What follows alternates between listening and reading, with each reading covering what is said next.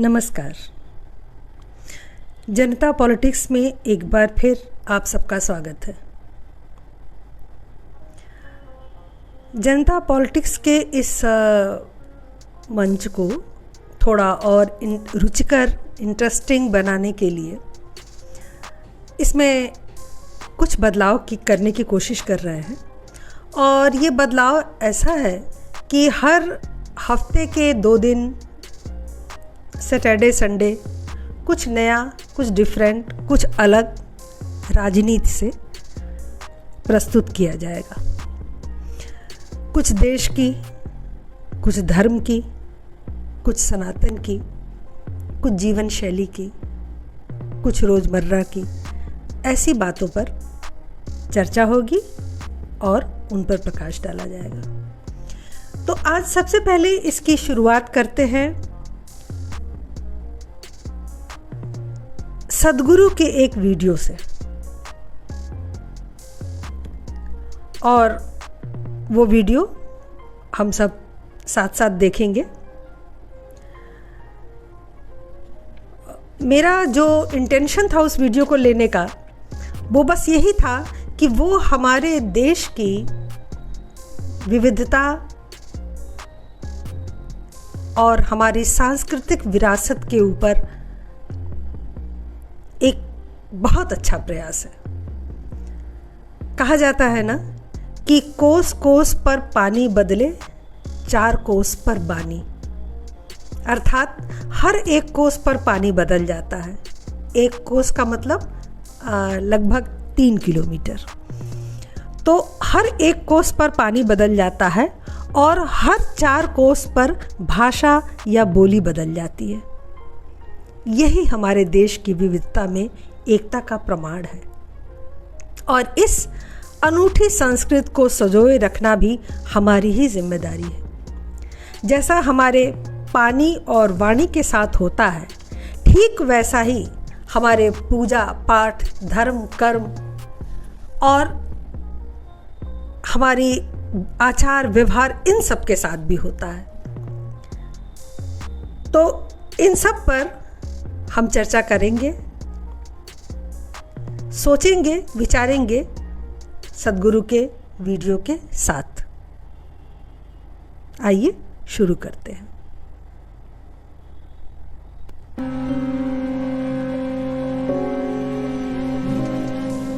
क्योंकि वे खाना चाहते हैं। देवता उस तरह नहीं खाते जैसे हम खाते हैं। नहीं, ये इसके बहुत से पहलू हैं। अगर मैं इन सब में जाता हूं तो ये आपके लिए बहुत ज्यादा हो जाएगा। पर एक सरल चीज है, भक्ति। इसके पीछे एक विज्ञान है, लेकिन जो चीज जरूरी है वो है भक्ति।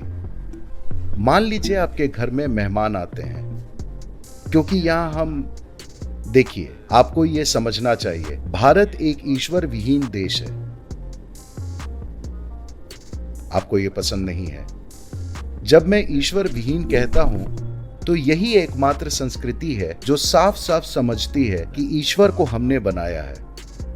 हर जगह लोग सोचते हैं कि भगवान ने उन्हें बनाया है। यहां हम जानते हैं कि वो हम हैं जिन्होंने देवताओं की रचना की है।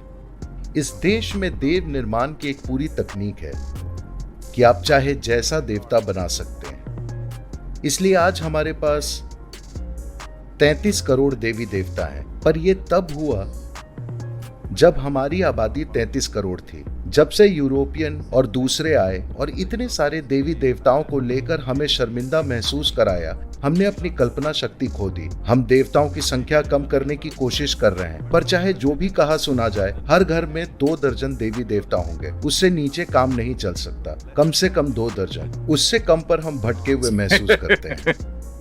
अब वहां ऊपर बैठे किसी भगवान का विचार वास्तव में एक पश्चिमी विचार है। जब मैं पश्चिमी कहता हूं तो भारत से पश्चिम की ओर जो कुछ भी है वो हमारे लिए पश्चिमी है, जिसमें पाकिस्तान भी शामिल है। तो ये वास्तव में यही है। यहां हमने इसकी ओर उस तरह कभी नहीं देखा है। यहां हमने कहा, आपके पास कितनी भी संख्या में देवी देवता हो सकते हैं। एक ही घर में लोग 25 देवताओं की पूजा करते हैं। आप भारतीय घरों को देखते हैं, तो आप 25 देवी देवताओं की पूजा कैसे कर सकते हैं? 25 देवता सिर्फ इसलिए कि हमारे घर इतने बड़े नहीं हैं, वरना हमने 2500 देवता रखे होते। The science or the technology of God making. देव निर्माण का विज्ञान या तकनीक इन अर्थों में है कि हमने समझा कि अस्तित्व में हर जगह एक ही ऊर्जा है। ये एक पत्थर हो सकती है, ये एक पेड़ हो सकती है, एक फूल हो सकती है, फल हो सकती है, ये एक जानवर हो सकती है, एक पक्षी, एक मनुष्य हो सकती है। तो अगर एक पत्थर मनुष्य बन सकता है, देखिए जो मिट्टी था, जो वहाँ कीचड़ था, वो भोजन बन गया। जो भोजन था वो यहाँ सिकंदर महान के रूप में बैठा है। हाँ या ना? नहीं? हाँ, खैर एक पेचीदा तरीके से। हाँ या ना? हाँ। वहां जो था कल मैं उस पर चल रहा था, आज ये यहाँ सिकंदर महान के रूप में बैठा है। ये सिकंदर महान पुराना वाला अब वहां है। हाँ या ना? तो अगर मिट्टी सिकंदर महान बन सकती है, तो क्या हम उसे कुछ और बनने के लिए परिष्कृत नहीं कर सकते? तो हमने इसे समझा। इसे प्राण प्रतिष्ठा का विज्ञान कहा जाता है। अगर ये मिट्टी एक मनुष्य, एक पेड़, एक फूल, एक फल बन सकती है, अगर आप सही ताल पैदा करते हैं, तो ये एक दिव्य इकाई बन जाएगी, ये एक दिव्य उपस्थिति बन जाएगी। यही प्राण प्रतिष्ठा का पूरा विज्ञान है। इसलिए लोगों ने अलग अलग तरह के देवी देवता बनाना शुरू कर दिया, विभिन्न उद्देश्यों के लिए विभिन्न तरह के देवी देवता। ये सिर्फ विश्वास प्रणाली नहीं है। आप मंदिरों में गए हैं, आप जाकर ध्यानलिंग में बैठते हैं, वो कैसा महसूस होता है। भैरवी में जाइए, वो कैसा महसूस होता है, बहुत अलग। जाकर आदि योगी आलयम में बैठिए, बहुत अलग, क्योंकि उन्हें अलग अलग तरीके से प्राण प्रतिष्ठित किया गया है। एक ही ऊर्जा की अलग अलग अभिव्यक्तियां। आज भी यही बात है। वही ऊर्जा खुद को एक पत्थर, एक पेड़, एक फूल, एक फल, एक पक्षी, एक पशु, एक मनुष्य के रूप में अभिव्यक्त कर रही है। वही चीज अगर उसे उसकी सबसे सूक्ष्म संभावना तक ले जाया जाए तो वो दिव्य बन जाती है। तो यहाँ हमने भगवान के नीचे आने का इंतजार नहीं किया, हमने अपने हिसाब से हमारे देवता बना लिए। हमें अब भी ये स्वतंत्रता है कि अगर हमें मौजूदा अभिव्यक्तियों में से कोई पसंद नहीं आता तो हम नए बना सकते हैं, जिन्हें इष्ट देवता कहा जाता है। आप खुद का देवता या देवी बना सकते हैं कहीं भी, और ये स्वतंत्रता नहीं है, ये परम लोकतंत्र है, जहां आप अपने खुद के भगवान की रचना कर सकते हैं। लोगों के पास ऐसी स्वतंत्रता और किस जगह है? आपको उसी भगवान को मानना पड़ेगा जो वो आपको बताते हैं, वरना आप गए समझो। तो ये सवाल कि हम नैवेद्य क्यों अर्पित करते हैं, हम सभी देवी देवताओं को एक सा नैवेद्य नहीं चढ़ाते, ये बहुत अलग है। वो ऊर्जा जो उन्हें चाहिए, हम वही उन्हें अर्पित करते हैं। उदाहरण के लिए ध्यान लें, कोई अर्पण नहीं, उन्हें कुछ नहीं चाहिए। अगर उस मंदिर में अगले 1000 सालों तक भी कोई नहीं जाता और आप 1000 साल बाद वापस आते हैं तो भी वो वैसा ही रहेगा। वे वहीं बैठे रहेंगे। वे एक योगी हैं, उन्हें किसी के ध्यान की जरूरत नहीं है। मगर भैरवी इस तरह नहीं है। हमें हर रोज उन्हें अर्पण करना पड़ता है, हमें उनकी देखभाल करनी पड़ती है। अगर आप उनकी देखभाल ना करें तो शुरू में वे क्रोधित होंगी, उसके बाद वे विलीन हो जाएंगी, और जब वो नाराज हों तब मैं यहाँ नहीं रहना चाहता। तो उन्हें बहुत अलग अलग तरीके से बनाया गया है। इसलिए हर तरह के देवी देवता के लिए हमारे पास एक खास तरह का नैवेद्य है जो उस तरह की ऊर्जा को पोषित और सहयोग करता है। तो इसके पीछे एक पूरा विज्ञान है। पत्ते और फूल और फल और भोजन से लेकर हर देवता के लिए हर चीज अलग होती है। आज वे बहुत सारे लोग बस कुछ कर रहे हैं, वे जो भी जानते हैं। लेकिन अगर आप परंपरा में पीछे मुड़कर देखें तो बहुत साफ तौर पर बताया गया है कि अमुक देवता को आपको ये अर्पित करना चाहिए, क्योंकि हर तत्व का अपना स्पंदन होता है। आप इस बांस की पत्ती को अपने हाथ में लेकर महसूस कीजिए, ये कैसी महसूस होती है। आप दूसरी पत्ती लेकर देखिए, वो कैसी महसूस होती है। अगर आप संवेदनशील हैं तो हर पेड़ और हर पत्ती अलग महसूस होगी।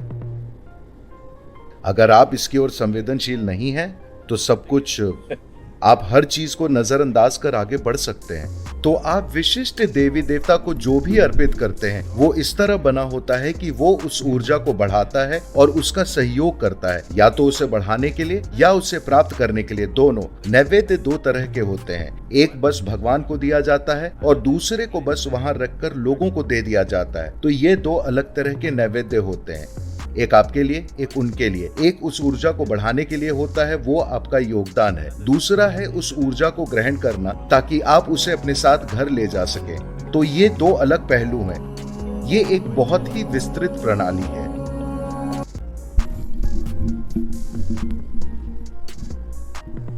बिल्कुल सही और सटीक कहा सद्गुरु ने। प्रसाद भगवान के प्रति एक भाव है, लेकिन उस भाव में भी हमारे यहाँ निर्धारित हैं चीज़ें कि किस भगवान को क्या भाव आप चढ़ाएंगे कि वो द्विगुणित होकर आपके पास वापस आएगा।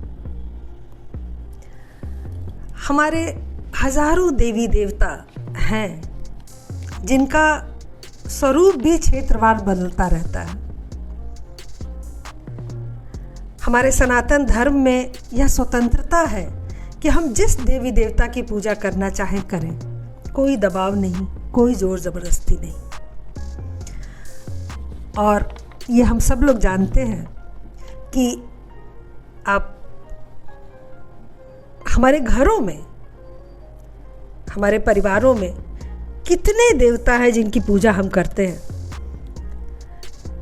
नवग्रह देवता, इष्ट देवता, कुल देवता, कुल देवी, घर के वास्तु देवता, ग्राम देवता आदि सबका ध्यान किया जाता है। इसके अतिरिक्त सूर्य, गणेश, दुर्गा, शिव और विष्णु, ये तो हमारे पंचदेव कहलाते हैं। इनकी पूजा तो अनिवार्य रूप से की जाती है। लेकिन अगर आप पहाड़ों पर जाएंगे, हिमाचल, उत्तराखंड आदि में, तो वहाँ पर अलग स्वरूप है। वहाँ शैव देवता, शिरगुल देवता, बीजत महादेव, गुग्गा जी, भगवान शंकर, माँ त्रिपुरा सुंदरी, भैरवनाथ, नरसिंह, माँ ज्वाला देवी, गोलू देवता, जय भीम करौली, हरियाली देवी आदि ऐसे सैकड़ों देवी देवता हैं जिनकी पूजा पहाड़ों में की जाती है और जिनके लिए लोग आस्थावान हैं। जबकि दक्षिण भारत में आप देखेंगे तो वहाँ एक तो ग्राम देवता की पूजा का बहुत विशेष महत्व है। मरियम्मन देवता हैं जो दक्षिण के सबसे लोकप्रिय ग्राम देवता हैं। उसके अतिरिक्त शिव, विष्णु और कार्तिकेय की पूजा दक्षिण में ज़्यादा होती है। साथ ही अयप्पा स्वामी, सरस्वती, अग्नि, भगवान सुकरन, मीनाक्षी देवी, भगवान मुरुगन, श्री कालीकंबल, भगवान कामदेसरवर आदि की पूजा होती है, जिनका आप उत्तर भारत में बहुत से लोगों ने नाम ही नहीं सुना होगा। वहाँ तो शकुनि और दुर्योधन के भी मंदिर हैं, उनकी भी पूजा होती है। यही हमारे धर्म की सबसे बड़ी विशिष्टता है, सबसे बड़ी खूबसूरती है। ये हमारे सनातन का विस्तार है जो आदि से लेके अंत तक जहाँ भी आप देखते हैं हर जगह विविधता है।